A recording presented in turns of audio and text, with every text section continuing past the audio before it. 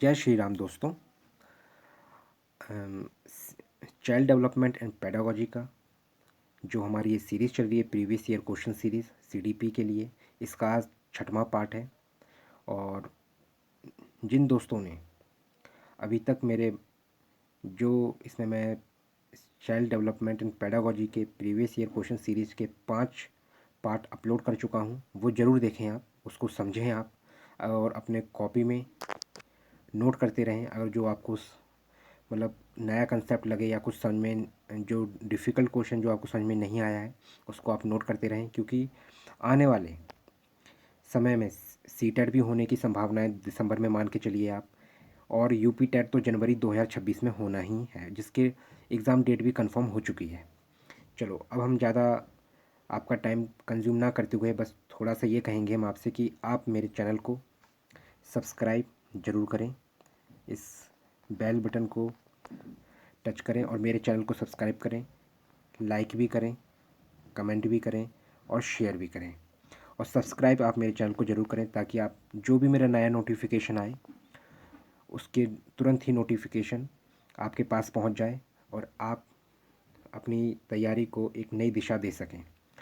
चलो, अब मैं आगे बढ़ता हूं। आज के टॉपिक का मैं पहला क्वेश्चन स्टार्ट करता हूं और आपका ज़्यादा समय कंज्यूम नहीं करता हूं मैं आपका ज़्यादा समय। तो पहला क्वेश्चन देखेंगे हम। पहला क्वेश्चन कह रहा है, इंक्लूसिव एजुकेशन की रिस्पेक्ट में बात है, और जो भी मेरे दोस्त लोग इंग्लिश मीडियम से वो इंग्लिश में रीड करें, जो हिंदी मीडियम से हैं वो हिंदी में रीड करें, और साथ में मैं भी रीड करता हूँ, ताकि लेकिन आपको क्या है, आप लोग अपने आप से ही पहले रीड कर लिया करें, क्योंकि मैं पढ़ते जा रहा हूँ, साथ में समझाते भी जा रहा हूँ, ताकि आपको कोई समस्या ना हो। लेकिन आप अपनी हैबिट इसलिए डालें क्योंकि सीटेट में पेपर काफ़ी लेंदी आता है, यूपी टेट है उसमें भी पेपर काफ़ी लेंदी रहते हैं। तो आप क्या है, सही टाइम पे आप अपने पेपर को वक्त रहते हुए सही समय पे उसे अटेम्प्ट कर लें। और यूपी टेट का भी आपको पता है कि यूपी टेट का एग्ज़ाम आपका जनवरी 2026 में होना है। ठीक है, क्वेश्चन देखो क्या कह रहा है। क्वेश्चन कह रहा है, concept of inclusive education as advocate in right to education act 2009 is based on. तो जो हमारी समावेशी शिक्षा है, आप हिंदी में देखिए, समावेशी शिक्षा है, इस कंसेप्ट को जो हमारा राइट टू आरटीआई, जो जो आरटीआई है, हमारा आरटीई, जो आरटीई है, एक्ट है जो हमारा 2009 का, कब का एक्ट है ये, हमारा 2009 का एक्ट है। कब है? 2009 का एक्ट है जो ये। तो ये कौन सा कंसेप्ट बताता है? पहला क्या है, बिहेवियरिस्टिक प्रिंसिपल पे इंक्लूसिव एजुकेशन बात नहीं करता है, इसलिए पहला ऑप्शन तो होगा नहीं। हिंदी में देखो, व्यवहारवादी सिद्धांत नहीं है। सेकंड बोला है सिम्पैथेटिक। क्या है? Sympathetic attitude towards disabled. तो क्या हमें सहानुभूति रखनी है उन बच्चों के प्रति जो मतलब डिसेबल्ड बच्चे? नहीं, ऐसे बात नहीं बनेगी। आगे देखिए, फिर उसमें फोर्थ ऑप्शन में क्या एक वर्ड यूज़ हुआ है, डिसेबल्ड। क्या लिखा हुआ है? डिसेबल्ड वर्ड का यूज़ हुआ है कि आसक्त, आप ऐसे समझे, आसक्त है जो main streaming of disabled by offering them primarily vocational education. नहीं, तो ये भी सही ऑप्शन नहीं है। देखो हिंदी में क्या कह रहा है, मुख्यतः व्यावसायिक शिक्षा उपलब्ध करा करके आसक्त बच्चों को मुख्यधारा में शामिल करना। नहीं, क्योंकि जैसे main streaming disabled by offering them premium vocational education, नहीं, ये बात नहीं बनेगी कि जो डिसेबल्ड है तो क्या हम वोकेशनल एजुकेशन प्रोवाइड कर देंगे तो इंक्लूसिव एजुकेशन के अंदर वो इंक्लूड हो जाएगा? नहीं होगा। तो इसका करेक्ट आंसर क्या है? Third one. क्या बोल रहा है ये? राइट बेस्ड ह्यूमैनिस्टिक पर्सपेक्टिव, अधिकार आधारित मानवतावादी परिप्रेक्ष्य।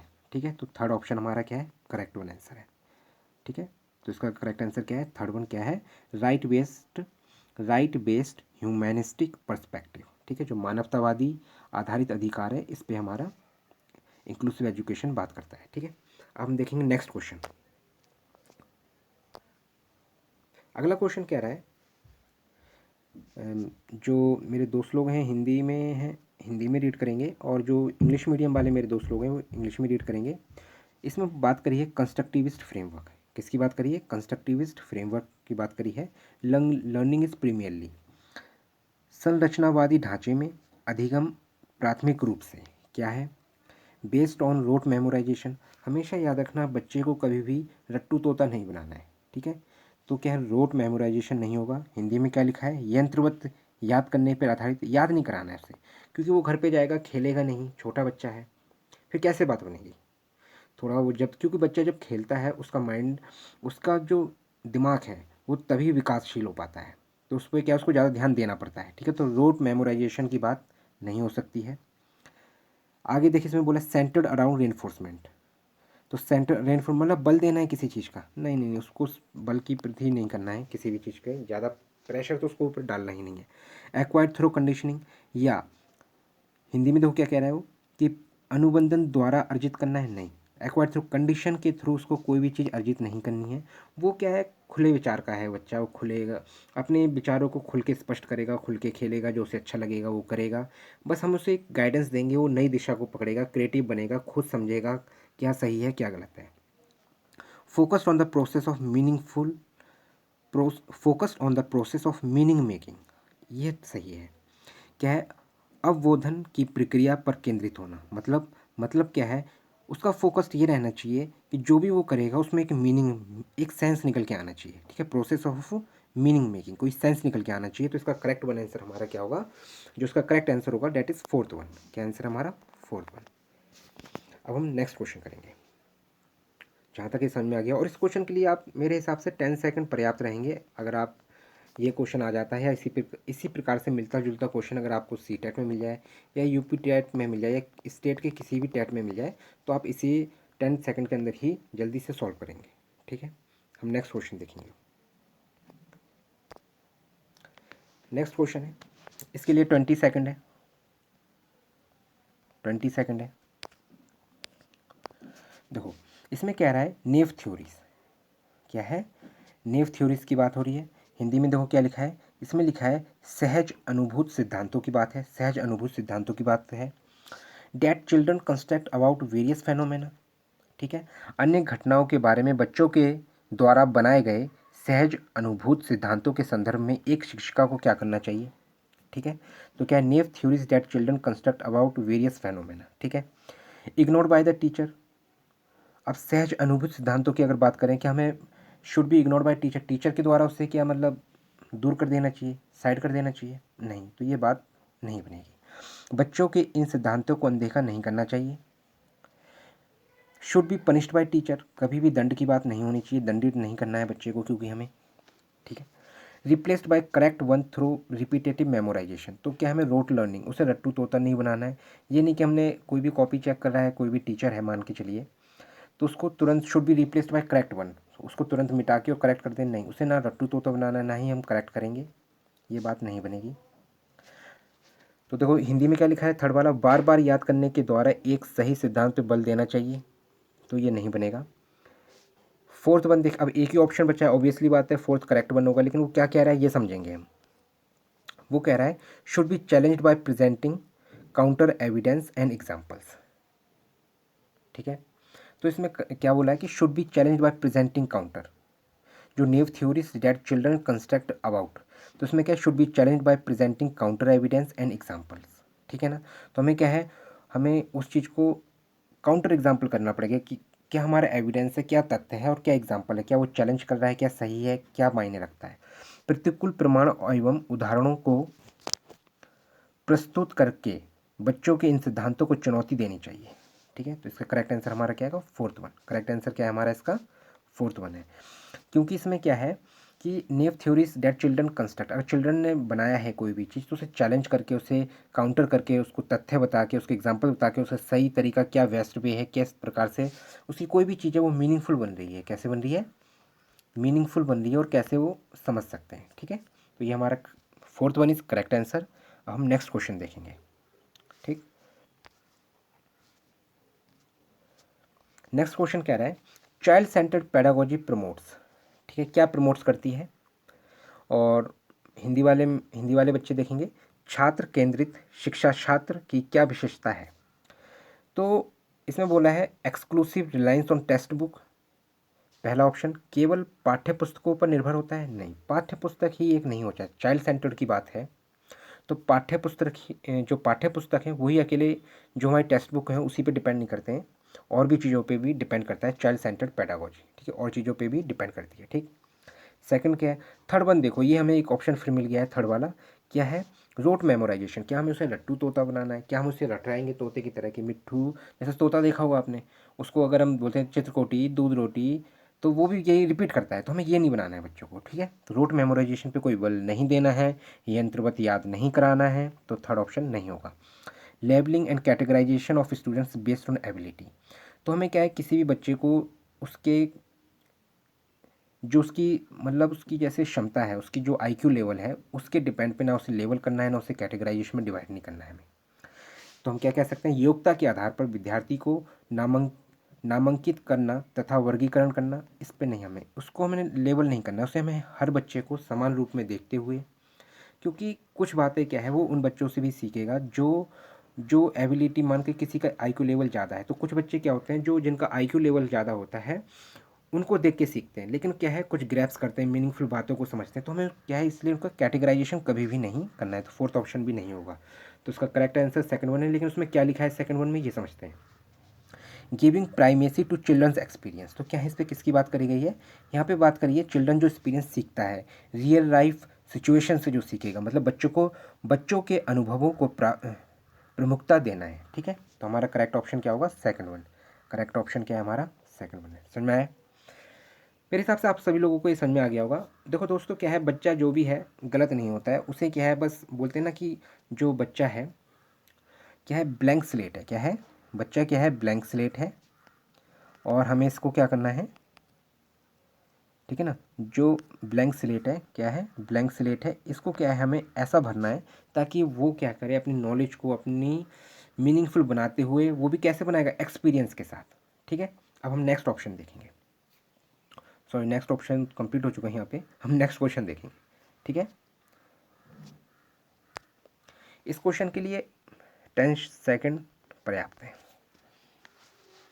देखो, इंग्लिश वाले दोस्त तो इंग्लिश में देखेंगे, हिंदी वाले दोस्त हिंदी में देखेंगे। देखो क्या बोल रहा है, साथ में मैं पढ़ता रहता हूँ, आपको बताता भी जाता हूँ। इसमें बोला है emotion and cognition are dash each other, क्या है, संवेग और संज्ञान एक दूसरे से कैसे हैं, कंप्लीटली सेपरेट, सेपरेट अलग बिल्कुल भी नहीं है, बिल्कुल भी नहीं है, नॉट रिलेटेड टू संबंधित नहीं है, नहीं संबंध तो रखते हैं कुछ नहीं थे कुछ।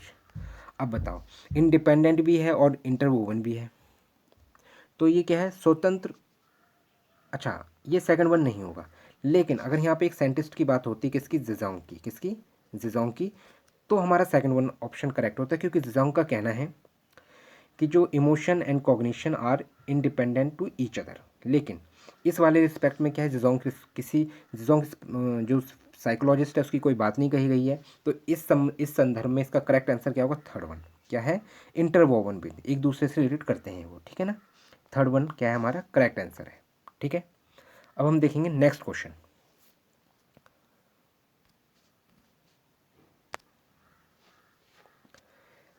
इस क्वेश्चन के लिए 20 सेकेंड, चलो 30 सेकेंड देखते हैं। 30 सेकेंड क्या है इसके लिए पर्याप्त है, इस क्वेश्चन के लिए क्या है 30 सेकेंड, इस क्वेश्चन के लिए क्या है 30 सेकेंड पर्याप्त है।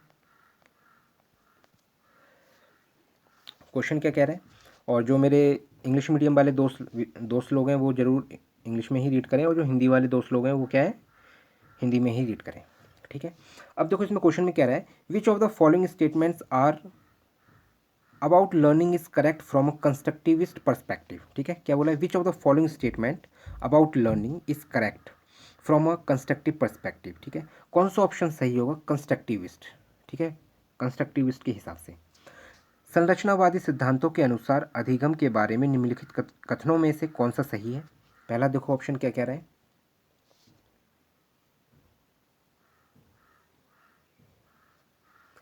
Learning is a process of reproduction and recall,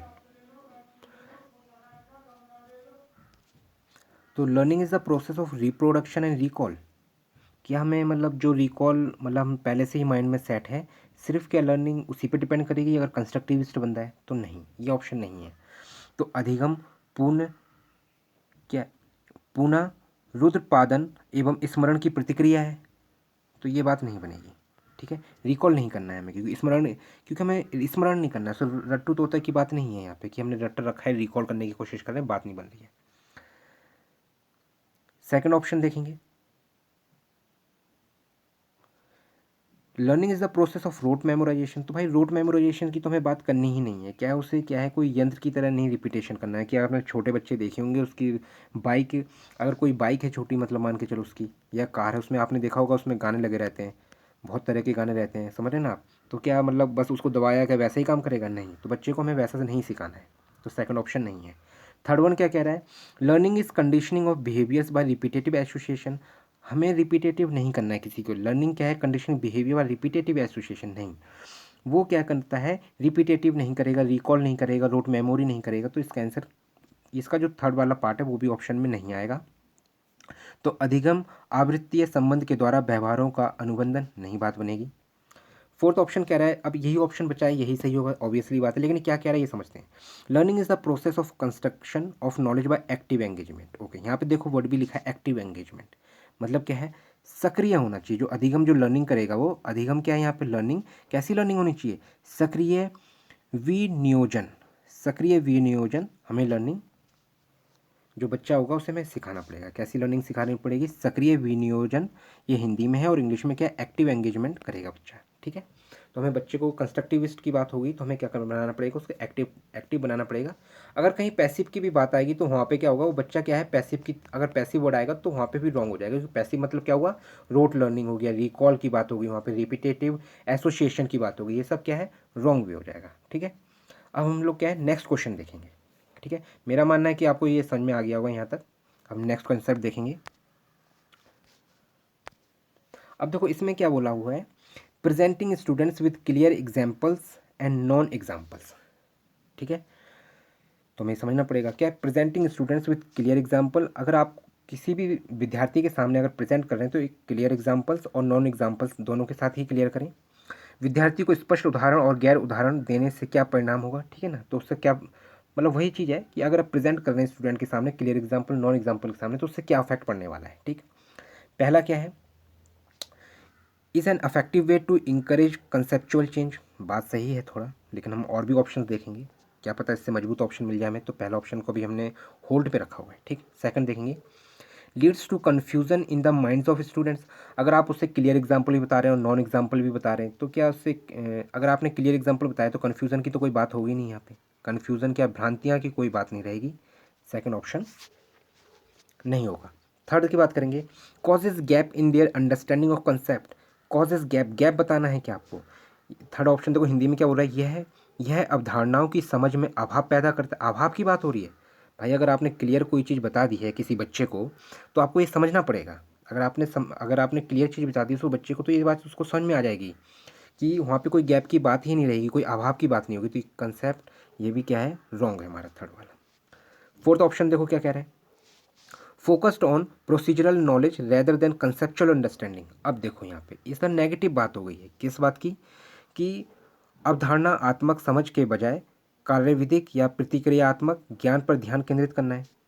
अब बताओ, एक प्रोसीजर नॉलेज है। अगर आपने बोल दिया है कि भाई छोटा बच्चा है, गया उसने देखा कि भाई जो, जैसे उसने बाहर गया, जैसे मान के चलो, ठीक है, वो बच्चा गया बाहर गया, उसने देखा गाय, काऊ देखा। अब काऊ क्या है, मिल्क देती है, उसने देख लिया छोटे बच्चे ने, भाई मिल्क देती है। अब उसने, लेकिन उसने देखा कि 4 लेग भी हैं उसके। कितने लेग हैं, 4 लेग हैं काऊ के। अब उसको बफेलो भी मिली, गॉट भी मिली, बकरी मिली। उसने देखा भाई ये भी दूध देती है, इसके भी 4 लेग हैं। लेकिन क्या वो डॉग मिला उसे, क्या डॉग दूध देगा, नहीं। तो कंसेप्चुअल अंडरस्टैंडिंग होगी तो वो करेक्ट वन आंसर दे पाएगा। लेकिन अगर उसको क्या है, प्रोसीजरल रोट लर्निंग या मेमोराइजेशन बेस्ड बात होगी, तो उसे ये लगेगा भाई डॉग के भी तो 4 पैर होते हैं, तो क्या वो भी दूध दे देगा क्या। तो बच्चे को तो लगेगा वो दूध दे सकता है, लेकिन असली में ऐसा कुछ नहीं है।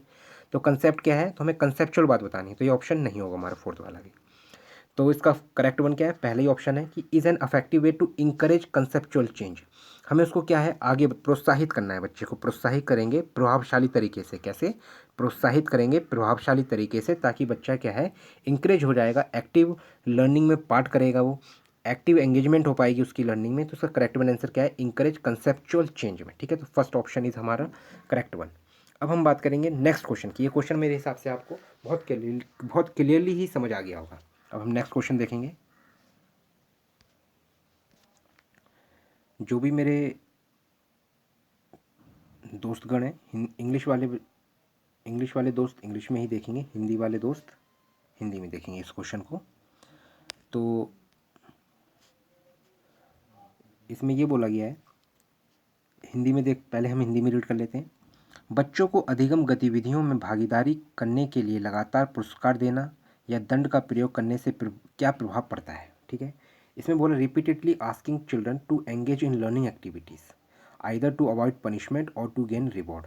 अगर आप बच्चे से ये कह रहे हैं कि अगर आप पढ़ाई करोगे तो अगर आप पढ़ाई नहीं करोगे तो आपको दंड दिया जाएगा, और या फिर आप पढ़ाई करोगे तो आपको क्या है, रिवॉर्ड मिलेगा, पुरस्कार दिया जाएगा। तो इससे क्या अफेक्ट पड़ रहा है। ठीक है, इससे क्या अफेक्ट पड़ रहा है। तो पहला क्या, डिक्रीज एक्सट्रिंसिक मोटिवेशन, कि बाहरी मोटिवेशन इससे कम हो रहा है, नहीं। तो जो क्या है, बाहरी अभिप्रेरणा कम होती है, ये नहीं होता है। इंक्रीज इंट्रिंसिक मोटिवेशन, तो इंक्रीज अंदर से भी मोटिवेट नहीं हो रहा है, क्योंकि देखो दोनों बात करी गई है। बाहरी अभिप्रेरणा, क्योंकि अगर जब गेन की बात आ रही है, क्या है, रिवॉर्ड, तो बाहर रिवॉर्ड हमें कब मिल रहा है, जब बाहर से वो जाएगा, जब जीतेगा तो रिवॉर्ड हमें बाहर से मिलेगा। जैसे कोई टीचर प्रोवाइड कर रहा है, या फिर कोई हमने वहाँ कोई किसी चेयरमैन को बुलाया हुआ है तो वो रिप्रेजेंट कर रहा है। तो इसका मतलब क्या है, वो डिक्रीज़ नहीं होगा, मोटिवेट होना चाहिए, तो ये बात तो नहीं बनेगी। इंक्रीज इंट्रिंसिक मोटिवेशन, अब मान के चलो दंड की बात हो गई वहाँ पे, तो अंदर से कैसे होगा। अगर मान के चलो वो मेहनत भी कर रहा है लेकिन उसके कम नंबर आ गए, मान के चलो सेकंड ऑप्शन में को समझाने की कोशिश कर रहा हूँ मैं आपको। अगर इंट्रिंसिक मोटिवेशन इंक्रीज़ हो जाए, ठीक है, अब इंट्रिंसिक तो ठीक है, मोटिवेट हो गया, उसने अच्छे मार्क्स भी लाए, लेकिन वहाँ पे क्या है, दंड की बात भी है, तो क्या है, वो इंक्रीज़ नहीं हो सकता है। उसका जो मोटिवेशन रहेगा, आंतरिक अभिप्रेरणा घट जाएगी, मतलब जो इंक्रीज़ होगी, बढ़ जाएगी। तो ये करेक्ट ऑप्शन ये भी नहीं है। ठीक है, क्योंकि हमें बच्चे को लर्निंग तो कराना है, लेकिन क्या करना है, हमें ये कंडीशन नहीं रखनी है, ना तो हमें उसको पुरस्कार देना है और ना ही हमें उसे पनिश करना है, ना ही उसे हमें दंडित करना है, कहने का मतलब। ठीक है, आगे देखेंगे। Would encourage children to focus on mastery rather than performance goals. अब उससे क्या हमें मास्टर बनाना है कि बच्चे को, एक कि उसकी मास्टरी करा देंगे, नहीं, तो मास्टरी नहीं कराना है, परफॉर्मेंस रेदर देन, मतलब परफॉर्मेंस गोल्स के को छोड़ के हमें मास्टरी करानी, तो ये बात नहीं है। तो हिंदी में क्या कह रहा है, यह बच्चों को प्रदर्शन आधारित लक्ष्यों के बजाय निपुणता पर ध्यान देने के लिए प्रोत्साहित करता है, नहीं, इसमें हमें नहीं करना है। आगे देखो, अब एक ही ऑप्शन बचा है ओबियसली, तो यही हमारा करेक्ट होगा, लेकिन हम इसे समझेंगे क्या है। डिक्रीज चिल्ड्रंस नेचुरल इंटरेस्ट, देखो ये सही बात है। अगर मान के चलो यहाँ दंड की बात होगी तो बच्चे का जो नेचुरल इंटरेस्ट होगा वो कम हो जाएगा, क्योंकि अब पता है, मान के चलो कि वो पढ़ना चाहता है, आगे बढ़ना चाहता है, लेकिन उसके अंदर अब भय आ गया कि अगर अच्छा नहीं हुआ या कोई गलती हो गई गलती से, तो क्या है, जो उसका अध्यापक है, टीचर है, वो दंडित करेगा। ठीक है, क्यूरियसिटी इन्वॉल्व इन लर्निंग, तो क्या decrease children's natural interest and curiosity, जो उसकी जिज्ञासा है वो भी कम हो जाएगी, है ना। इसलिए इसका करेक्ट ऑप्शन क्या है, फोर्थ। तो हमें क्या करना है, बच्चे को क्या एक लालच नहीं देना है कि हमें उसे पुरस्कार देना है या फिर हमें उसे दंड देना है। हमें क्या करना है, उसको लर्निंग एक्टिविटीज़ में ऐसा करना है कि ना उसके अंदर ना तो कोई दंड का डर रहे कि हमें कोई दंडित करेगा, या और ना ही उसे कोई एक ऐसी लालच होनी चाहिए कि उसे रिवॉर्ड मिलेगा। ठीक है, तो इसका करेक्ट आंसर क्या है हमारा, फोर्थ वन। तो अगर ऐसे ऑप्शंस होंगे, अगर ऐसी कंडीशन होगी जहाँ पे दंड की बात होगी और पुरस्कार की, तो वहाँ पे क्या होगा, अधिगम में बच्चों की स्वाभाविक अभिरुचि और जिज्ञासा कम हो जाएगी। क्या होगी, अभिरुचि है और जिज्ञासा है वो क्या हो जाएगी, कम हो जाएगी। आप ऐसे समझ सकते हैं, decreases children's natural interest and curiosity involve in learning, तो डिक्रीज हो जाएगी क्या, उसकी जो उसकी जिज्ञासा है और अभिरुचि क्या है, कम हो जाएगी। तो इसका क्या है, करेक्ट ऑप्शन क्या है, फोर्थ वन है। अब हम नेक्स्ट क्वेश्चन देखेंगे। अब मेरे हिसाब से आप सभी को ये क्वेश्चन समझ में आ गया होगा। अब नेक्स्ट क्वेश्चन देखेंगे। इस क्वेश्चन के लिए 20 सेकंड इनफ है। तो मेरे जितने भी छात्र हैं वो इंग्लिश मीडियम वाले हैं वो इंग्लिश में ही रीड करेंगे, और जो हिंदी मीडियम वाले हैं वो हिंदी में रीड करेंगे। ठीक, इसमें बोला है, और साथ में आपको पढ़ाता, साथ में मैं भी रीड करता रहता हूँ, लेकिन आप अपनी प्रैक्टिस मतलब निरंतर करें, ताकि क्या है, आपका पेपर भी टाइम पे होगा और आपको क्या है, स्पीड भी आपकी क्या है, बहुत जल्दी हो जाएगी रीड करने की, ताकि आपको एक तुरंत ही आपको रीड करने की एक मतलब हैबिट भी पड़ जाएगी, और तुरंत ही समझ में आ जाएगा क्वेश्चन आखिर क्या कह रहा है। ठीक है, अब इसमें देखो क्या बोला है, which of the following practices promote meaningful learning. इसमें बोला है कि कौन सी प्रैक्टिसेस हैं जो मीनिंगफुल लर्निंग को प्रमोट करती हैं। क्या कहना चाहते हैं कि इसमें बताना है अधिगम को बढ़ावा देने वाली कौन सी ऐसी लर्निंग है। ठीक है, पहला है कॉर्पोरल पनिशमेंट, दंड की बात करिए, शारीरिक दंड, तो भैया ये तो पहले से ही नहीं होगा ये ऑप्शन तुम्हारा। कोऑपरेटिव लर्निंग इन्वायरमेंट, ठीक है, बच्चे हैं उनको क्या है, एक ग्रुप दे दिया, छोटे बच्चे हैं, छोटा सा ग्रुप बना दिया मान के चलो उनके लिए, और बोला है कि आप लोग आपस में बात करो इस किसी भी कंसेप्ट को लेके क्या क्या हो सकता है। जैसे कि मान के चलो दो बच्चे हैं, पेड़ लगा दिया है, ठीक है ना। अब जैसे पेड़ लगा दिया है, और अब कोई बच्चा क्या है उसके आसपास बोलेगा कि एक काम करते हैं, हल्की हल्की घासें भी लगा देते हैं, कोई बोलेगा इसमें पानी भी डालो हल्का हल्का। इस पे अगर हम चर्चा कर रहे हैं इन्वायरमेंट को लेके, तो क्या है कोऑपरेटिव लर्निंग इन्वायरमेंट अच्छा बन जाएगा, जिससे क्या है ये हमारा सेकंड ऑप्शन क्या रहेगा, सही रहेगा। हिंदी में क्या लिखा है, सहयोगात्मक अधिगम पर्यावरण, ठीक है। फिर क्या है कॉन्टिन्यूस एंड कॉम्प्रिहेंसिव एवोल्यूशन की भी बात करते हैं, बिल्कुल सही बात है। इससे क्या होता है, हमें जो भी स्कूल होता है इसमें हमें एक्टिव लर्निंग की ही बात कराई जाती है, एकदम सही बात है। कांस्टेंट, इसमें क्या कांस्टेंट कंपैरेटिव एवोल्यूशन, तो तुलनात्मक की बात बिल्कुल नहीं होनी चाहिए। तो इसका करेक्ट ऑप्शन क्या बनेगा हमारा, सेकंड और थर्ड। तो इसमें किस में है, सेकंड ऑप्शन में ही इसके ऑप्शन दे रखे हैं कि सेकंड और थर्ड सही होगा, ठीक है। मेरे हिसाब से ये क्वेश्चन आपको समझ में आ गया होगा। अब हम लोग देखेंगे नेक्स्ट क्वेश्चन, ठीक है। नेक्स्ट क्वेश्चन, इस क्वेश्चन के लिए भी 20 सेकंड इनफ है। चलो देखते हैं क्वेश्चन क्या रहा है, how can teacher facilitate understanding of complex concept in children, ठीक है। क्या बोल रहा है उसमें, टीचर फैसिलिटेट कैसे अंडरस्टैंड करेगा कॉम्प्लेक्स कंसेप्ट इन चिल्ड्रन, कैसे मतलब उस बच्चे को समझाया जाएगा ताकि वो समझ सके। शिक्षक बच्चों की जटिल अवधारणाओं की समझ को किस प्रकार सहज कर सकते हैं, ठीक है, कैसे मतलब उसको समझाएंगे। पहला है by delivering a lecture, lecture देंगे आप, मतलब पहला ऑप्शन क्या है, एक व्याख्यान देकर, नहीं ऐसे बात नहीं बनेगी, लेक्चर नहीं देना है हमें बच्चों को। बाय ऑर्गेनाइजिंग कॉम्पिटिटिव इवेंट्स, तो जब भी by organising competitive event, event हमें कभी भी बच्चों में प्रतियोगिता आत्मक अवसर प्रदान नहीं करने हैं, ऐसे बात नहीं बनेगी। इससे क्या होता है बच्चे के अंदर हीन भावनाएं आती हैं, इसलिए हमें ये नहीं करना है। फिर पता लगा कि एक बच्चा दूसरे से जेलस फील कर रहा है, तो इस वजह से नहीं करना है। बाय रिपीटेटिव मैकेनिकल ड्रिल, हमें रट्टू तोता नहीं बनाना है, रोट लर्निंग नहीं करानी है, ड्रिल नहीं कराना है, रिपीटेटिव की बात नहीं करनी, तो ये बात नहीं बनेगी। हिंदी में देखो क्या लिखा है, बार बार यांत्रिक अभ्यास के द्वारा बात नहीं, ये भी नहीं बनेगा, ठीक है। फोर्थ ऑप्शन एक ही ऑप्शन है जो कि करेक्ट वन है, लेकिन हम इसे समझेंगे। इसमें क्या रहा है, by providing opportunities for exploration and discussion, ठीक है। हम एक ऑप्शन एकदम सही है, देखो इसमें क्या करना है हमें, उसमें उन्हें अवसर देना है, किस चीज़ का, एक्सप्लोर करना है, डिस्कशन का अवसर देना है, कैसे वो एक्सप्लोर कर सकता है अपनी बातों को, अपने हमें क्या करना है, हमें ये समझाना है, अपॉर्चुनिटीज़ भी देनी है। जैसे हमने कुछ समझाया तो फिर बच्चे को भी अपॉर्चुनिटी दो, उससे एक्सप्लोर करो, उससे डिस्कशन करो, क्या बात हो सकती है, क्या और कर सकते हैं हम, कैसे हम अच्छा कर सकते हैं। तो हमें क्या करना, परिचर्चा के लिए अवसर उपलब्ध कराना है, क्या है ना, अन्वेषण और परिचर्चा। तो इसमें क्या है, एक्सप्लोर डिस्कशन हो जाएगा, तो क्या होगा, अन्वेषण एंड अन्वेषण एवं परिचर्चा के लिए अवसर उपलब्ध करके, ठीक है। तो हमें क्या करना है, बच्चे को अपॉर्चुनिटी प्रोवाइड करनी है, एक्सप्लोरेशन देना है, explore for opportunity for exploration and discussion, ठीक है। तो हमारा करेक्ट ऑप्शन क्या रहेगा, फोर्थ वन। अब हम नेक्स्ट क्वेश्चन समझेंगे। इस क्वेश्चन के लिए 20 सेकेंड इनफ है, समझते हैं इस क्वेश्चन को। इसमें बोला है primary school teacher can encourage children to became affective problem solver by, ठीक है, इंकरेज करना है विद्यार्थी को। अगर ये कोई प्राइमरी स्कूल टीचर है, वो इंकरेज कर रहा है विद्यार्थी को कि अफेक्टिव, तो उसका अफेक्टिव प्रॉब्लम सॉल्वर कैसे, वो अफेक्टिव मतलब कैसे इंकरेज कर सकता है, कौन सा अफेक्टिव मतलब वे हो सकता है।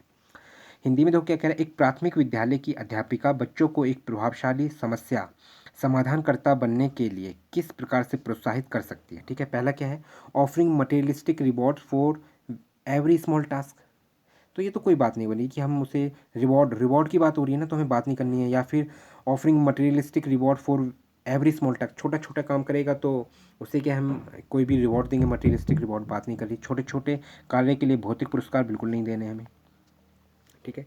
इसके अंदर क्या होगा, पुरस्कार देंगे तो बच्चे के अंदर लालच आएगा, फिर वो क्या है, उसके अंदर सिर्फ एक ही बात बैठ जाएगी, अगर हम काम करेंगे तो हमें पुरस्कार मिलना चाहिए, और जब पुरस्कार मिलेगा, अगर रिवॉर्ड देंगे तभी हम पढ़ाई करेंगे या कुछ अच्छा सॉल्यूशन सोचेंगे, वरना हमें कुछ करना ही नहीं है, तो ऐसे बात नहीं बनेगी। Second, emphasizing only only on procedural, only on, तो हमें क्या रोट लर्निंग की बात नहीं करनी है, मेमोराइजेशन की बात नहीं करनी, रिपीटेशन की बात नहीं करनी, तो ये कंसेप्ट नहीं बनेगा।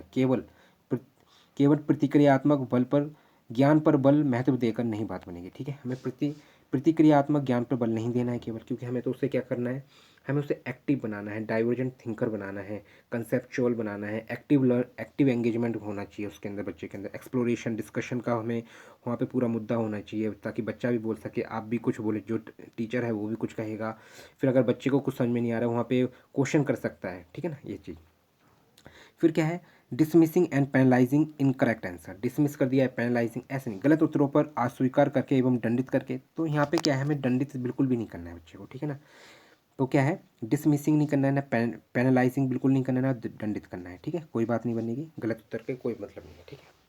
क्योंकि यहाँ पे क्या है, गलत उत्तरों को अगर क्या है dismissing and penalising incorrect answer, तो हमें क्या है, इनकरेक्ट आंसर दे रहा है, इस उल्टे पे उसे बोलने देना है। अगर वो इनकरेक्ट आंसर दे रहा है तो इसका मतलब है कुछ सीख रहा है वो, और जब वो सीख रहा है तो इसका मतलब क्या है कि उसके अंदर एक्टिव लर्निंग का इंकरेजमेंट है। तो वो क्या है, उसे बोलने दो, ताकि क्या है, जब बोलेगा तो उसको क्या है, फिर आप उसे सही कर, जो टीचर होगा उसे सही बताएगा, सही वे बताएगा, राइट मेथड बताएगा। जो टीचर होगा क्या करेगा, उससे राइट मेथड बताएगा कि ऐसा नहीं, ऐसा करने से ऐसा होता है। उसको क्या है, एक मतलब एक प्लेटफॉर्म खुला रहना चाहिए कि हाँ वो क्या एक्सप्लोर करेगा अपनी बातों को, ठीक है।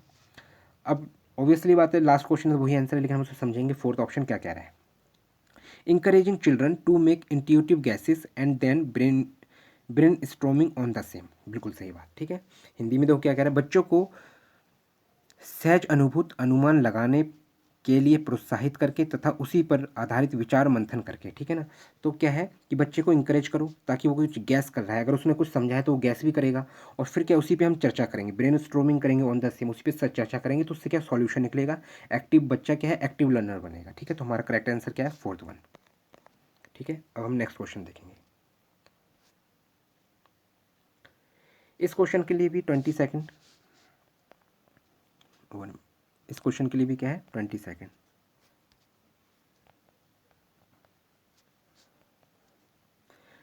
इसमें बोला in which of the following period does physical growth and development occur at rapid pace. इसमें ये बोला है कि जो फिजिकल ग्रोथ होती है और जो विकास होता है वो कौन सी स्टेज में सबसे ज़्यादा मतलब रैपिड पेस में बढ़ती है या समझती है, मतलब एकदम, जैसे कि मान कहने का मतलब ये है कि फिजिकल ग्रोथ, जैसे कोई बच्चा है उसके अंदर फिजिकल ग्रोथ कैसी होगी, उसमें जो समझने की क्षमता होगी वो कौन सी स्टेज में ग्रोथ होती है। कहने का मतलब क्या है, जैसे कि अर्ली चाइल्डहुड है, जैसे अर्ली चाइल्डहुड पहले में देखो, दूसरे में क्या है मिडिल चाइल्डहुड है, या फिर एडोलसेंस की बात है या एडल्टहुड की बात है, तो इस कौन सी कंडीशन में ऐसा होगा। हिंदी में तो क्या लिखा है, निम्नलिखित अवधि में से किसमें शारीरिक वृद्धि एवं विकास तीव्र गति से घटित होता है, ठीक है। तो पहला क्या है, early childhood and middle childhood. Middle childhood क्या होता है, जो मिडिल चाइल्डहुड होता है आपका, ये होता है 6 से 12, कितना होता है मिडिल चाइल्डहुड, 6 से 12 होता है। तो नई बात बनेगी इसमें, तो सेकंड ऑप्शन नहीं होगा हमारा, मध्य वाला अवस्था नहीं है ना प्रारंभिक वाले अवस्था। मिडिल चाइल्डहुड एडोलसेंस, अब ये मान के चलिए 12 से 19 के बीच की बात है, 12 से 19 कितना है, 12 से 19, तो ये भी बात नहीं बनेगी। एडोलसेंस और एडल्टहुड मतलब 19 से ग्रेटर देन, तो इसमें भी बात नहीं बनेगी। तो हमारा पहला ही ऑप्शन इसका करेक्ट होगा। पहला ऑप्शन क्या है हमारा, इन्फेंसी, जब बच्चा छोटा रहता है, और अर्ली चाइल्डहुड, जो अर्ली चाइल्डहुड होता है उसका जो एज लिमिट होती है वो होती है 2 से 6, कितना होता है 2 से 6, ठीक है। जो अर्ली चाइल्डहुड होता है, अर्ली चाइल्डहुड मतलब प्रारंभिक बाल्य अवस्था जो होती है उसका जो टाइम पीरियड होता है वो बच्चे में 2 से 6 साल का पीरियड क्या होता है, 2 से 6 साल का पीरियड होता है। और इसका ऑप्शन क्या है correct one, infancy and early childhood, first answer, ठीक है। अब हम देखेंगे नेक्स्ट क्वेश्चन, मेरे हिसाब से आप सभी को ये समझ में आ गया होगा, ठीक है। अब हम नेक्स्ट क्वेश्चन देखेंगे।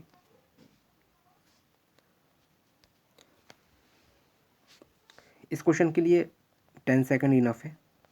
देखो क्वेश्चन क्या कह रहा है, which of the following is not a principle of development.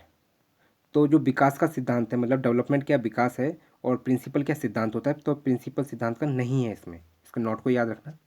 तो इसमें क्या है, विकास का सिद्धांत नहीं है। तो डेवलपमेंट इज़ लाइफ लॉन्ग, सही बात है, क्योंकि वो जो भी व्यक्ति होता है वो अपने जीवन में अंतिम समय तक सीखता ही रहता है, बिल्कुल सही बात है, ये ठीक है। डेवलपमेंट इज़ अ मॉडिफिएबल, ठीक है, ये क्या है, परिवर्तन है, बिल्कुल परिवर्तन होता रहता है डेवलपमेंट में। Development is influenced by both heredity and environment, बिल्कुल जो विकास होता है उसमें क्या होता है, हेरिडिटी और इन्वायरमेंट दोनों का ही बहुत बड़ा महत्व होता है। मतलब जो विकास आनुवांशिकता और पर्यावरण दोनों के द्वारा प्रभावित होता है, बिल्कुल होता है, इन्फ्लुएंस प्रभावित होता है बोथ हेरिडिटी एंड इन्वायरमेंट के जरिए। तो इससे क्या डेवलपमेंट विकास, ये तीनों चीज़ें क्या है, डेवलपमेंट के रिस्पेक्ट में सही है, ठीक है। Development is universal cultural content do not influence, तो ये चीज़ रॉन्ग है। क्यों?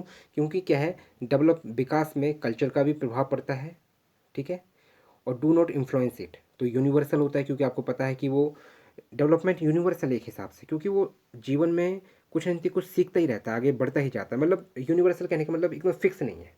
क्या है? फिक्स नहीं है। वो धीरे धीरे डेवलपमेंट कैसा होता है, समय के अनुसार धीरे धीरे विकास होता रहता है। तो इसका जो ऑप्शन बनेगा वो फोर्थ ऑप्शन है, क्योंकि इसमें नेगेटिव की बात करी है, तो नेगेटिव के हिसाब से क्या है, फोर्थ ऑप्शन है। लेकिन अगर उसमें पॉजिटिव बात करें तो पॉजिटिव बात क्या है, डेवलपमेंट क्या है, लाइफ लॉन्ग है। डेवलपमेंट क्या है, मॉडिफिएबल है। और डेवलपमेंट क्या है, influenced by both heredity and environment, ठीक है। तो ये चीज़ है। तो इसका करेक्ट ऑप्शन क्या है, फोर्थ वन, ठीक है, इसका ऑप्शन का।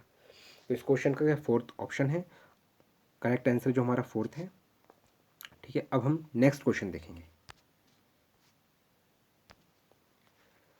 इस क्वेश्चन के लिए रीड करने के लिए वैसे 10 सेकंड इनफ है, ठीक है। अब हम समझते हैं। इस क्वेश्चन में कहा है primary cause of individual variation. Individual variation के लिए प्राइमरी कॉज क्या हो सकता है, हिंदी में लिखा है व्यक्ति क्या है, व्यक्तिगत विभिन्नताओं का प्राथमिक लक्षण, प्राथमिक कारण क्या है। तो genetic code received by individuals from birth parents. Genetic code received by, क्या जेनेटिक कोड मिल जाता है इंडिविजुअल फ्रॉम बर्थ पेरेंट्स, तो मतलब पेरेंट्स से अगर मिल गया, जन्म के साथ ही आ गया, तो क्या इंडिविजुअल वेरिएशन हो जाएगा? नहीं, ये बात नहीं बनेगी। क्या है, लोगों के द्वारा माता पिता से प्राप्त अनुवांशिक संकेत पद्धति कोड, नहीं। क्योंकि बच्चा जैसे हुआ जीवन, है ना, तो बच्चा हुआ जीवन, जैसे बच्चा हुआ, अब बच्चा हुआ तो बच्चा क्या करता है, पेरेंट्स से ही तो कुछ चीज़ लेके आता है, लेकिन साथ में क्या होता है, वो इन्वायरमेंट से भी तो सीखता है। तो इसलिए क्या है, ये बात सही नहीं है। इनबॉर्न कैरेक्टरिस्टिक एक एक इंडिविजुअल की बात है, लेकिन हमें क्या है, एक पे डिपेंड नहीं रहना है, क्योंकि वो क्या है, इन्वायरमेंट का भी अफेक्ट होता है इसमें, इसलिए इनबॉर्न कैरेक्टरिस्टिक नहीं होगा, जन्मजात विशेषताएं नहीं होंगी। मतलब जन्मजात विशेषताएं तो होंगी, लेकिन साथ में क्या है, पर्यावरण का भी अफेक्ट होगा। फिर इन्वायरमेंटल इन्फ्लुएंस, तो इसमें क्या है, देखो इसमें हेरिडिटी की बात नहीं हुई है, तो इन्वायरमेंट अकेला है, तो ये भी बात नहीं बनेगी, ठीक है। तो फोर्थ ऑप्शन ही करेक्ट वन ऑप्शन है हमारा। और देखो इसमें क्या कहा गया है, complex interplay between heredity and environment, इन दोनों के साथ जो प्राइमरी कॉज होता है इंडिविजुअल वेरिएशन का, वो यही होता है कि कॉम्प्लेक्स जो इंटरप्ले होगा वो हेरिडिटी इन्वायरमेंट दोनों का ही होता है, ठीक है। आनुवांशिकता एवं पर्यावरण के बीच जटिल पारस्परिक क्रिया, ठीक है। तो ये इंपॉर्टेंट है, कहने का मतलब क्या, हेरिडिटी और इन्वायरमेंट दोनों ही बहुत ज़रूरी होते हैं इंडिविजुअल वेरिएशन के लिए एक बच्चे में, ठीक है। प्राइमरी कारण यही है, ठीक है। ये ऑप्शन मेरे हिसाब से आपको समझ में आ गया होगा। आगे देखेंगे हम।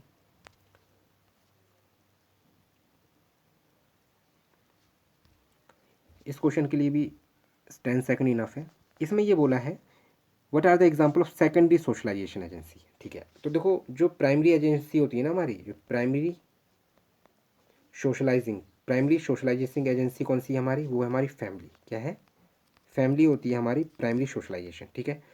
तो प्राइमरी इसमें भी आ गया, तो प्राइमरी है। सेकेंडरी की क्वेश्चन में सेकेंडरी बोला है, मतलब देखो यहाँ क्या है, द्वितीयक, जो सेकंड वन है, द्वितीयक समाजीकरण एजेंसी कौन सी है, तो परिवार पहला है। परिवार पहला, तो ये बात नहीं बनेगी, इसमें परिवार आ गया। इसमें भी देखो फैमिली आ गया, तो परिवार मीडिया बात नहीं बनेगी। स्कूल लेकिन हमारा सेकंड है, स्कूल और मीडिया क्या है, सेकंड है। तो इसका करेक्ट आंसर क्या है हमारा, थर्ड वन। क्या है, थर्ड वन। इसमें देखो मीडिया और नेबरहुड भी बेसिकली अगर ऑप्शन अकॉर्डिंग ऑप्शन देखेंगे, वैसे इसको हम प्राइमरी में कैलकुलेट कर लेंगे, लेकिन कई बार क्या हम इसे सेकंड में भी कैलकुलेट करते हैं, सेकेंडरी में भी कैलकुलेट कर लेते हैं, वरना अगर आप वो अकॉर्डिंग ऑप्शन होगा, ठीक है। अकॉर्डिंग क्या देखेंगे हम, अकॉर्डिंग ऑप्शन बात बनेगी तब, ठीक है। तो इसका जो सेकेंडरी सोशलाइजिंग एजेंसी है, जो कौन सा है, वो स्कूल एंड मीडिया है। कौन सा है, स्कूल और मीडिया है, ठीक है। अब हम नेक्स्ट क्वेश्चन देखेंगे। अच्छा, आज हमारे 15 क्वेश्चंस कंप्लीट हो गए हैं दोस्तों, और मैं आप लोगों से अनुरोध करूंगा कि आप मेरे चैनल को सब्सक्राइब जरूर करें, सब्सक्राइब करें, फिर लाइक भी करें, फॉलो भी करें। इससे क्या होगा, आपको एक चीज़ होगा, जो भी नोटिफिकेशन होगा, आप मेरे चैनल को अगर सब्सक्राइब कर लेंगे तो जो भी नोटिफिकेशन होगा, जैसे ही मैं कोई वीडियो अपलोड करूँगा तो उसका तुरंत ही नोटिफिकेशन आपको मिल जाएगा। और अगर आप CDP की बेहतर और मजबूत तैयारी करना चाहते हैं, वैसे तो 30 out of 30 की तैयारी है, लेकिन आप ये मान के चलिए 27+ अगर आप मार्क्स लेना चाहते हैं, कितने मार्क्स लेना चाहते हैं, 27+ मार्क्स, तो आप मेरे से जुड़े रहें, मेरे चैनल को सब्सक्राइब जरूर करें, लाइक करें, फॉलो करें, ताकि आपको 27+ मार्क्स सीडीपी में लेने में कोई भी समस्या बिल्कुल नहीं हो। बिल्कुल भी कोई भी समस्या होनी ही नहीं चाहिए, क्योंकि बहुत ईजी फॉर्मेट है, आप समझते रहिए।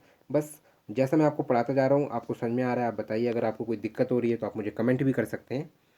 और बाकी आप मुझसे जुड़े रहें, ताकि आपके सीडीपी में क्या है 20+ आउट ऑफ 30, ठीक है। इसमें आराम से इतने मार्क्स गेट करने में कोई दिक्कत नहीं होनी चाहिए। बाकी अंतिम में फिर मैं आपसे दोस्तों यही निवेदन करूँगा कि आप मेरे चैनल को सब्सक्राइब करें, लाइक करें, फॉलो करें, और सब्सक्राइब लेकिन ज़रूर करें। आप मेरे चैनल को सब्सक्राइब ज़रूर करें। धन्यवाद।